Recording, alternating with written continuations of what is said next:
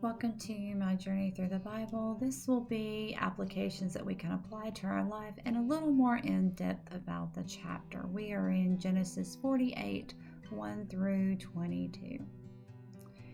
And so we see that Jacob blesses the youngest son more than the oldest son. And of course, in this time, it was custom that the oldest child would get the larger portion. So when Joseph saw that his father had blessed the youngest son, he tried to correct that.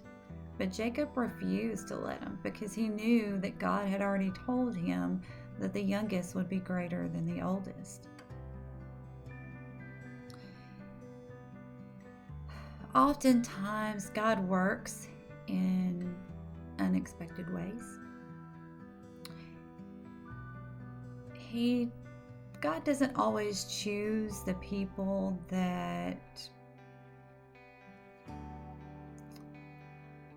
are by appearance or their tradition or a position that they hold. God goes deeper and he looks into the heart of the person, and he knows who will have the right heart to fulfill his plans. So sometimes God will surprise us by picking the least obvious person to complete that job. God can use you in any position, no matter your age, no matter your ability, no matter the job. If God chooses you to get it done, he's going to be with you and help you get it done. God doesn't call the equipped. He equips the one that he calls. So don't miss that point. God does not call the equipped. He equips the ones that he calls. So allow God to use you. Don't sell yourself short. Now, when Joseph was a slave, Jacob, his father, thought he was dead, and he wept. But God not only allowed Jacob to see his son again, he also allowed him to see his grandchildren.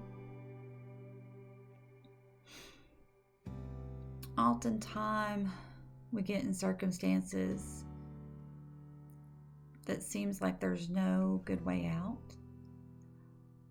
But we serve a loving God who will help you and who will work things out for you. So when you're in a situation that seems very hopeless,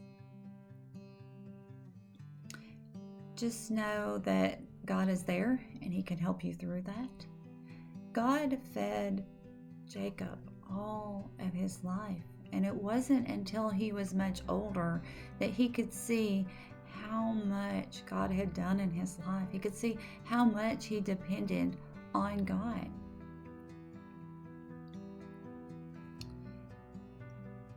And when we realize all the good things that God has for us, we're going to stop fighting him and we're going to grab a hold so that we can keep those blessings as well. May God be with you in everything and in every way.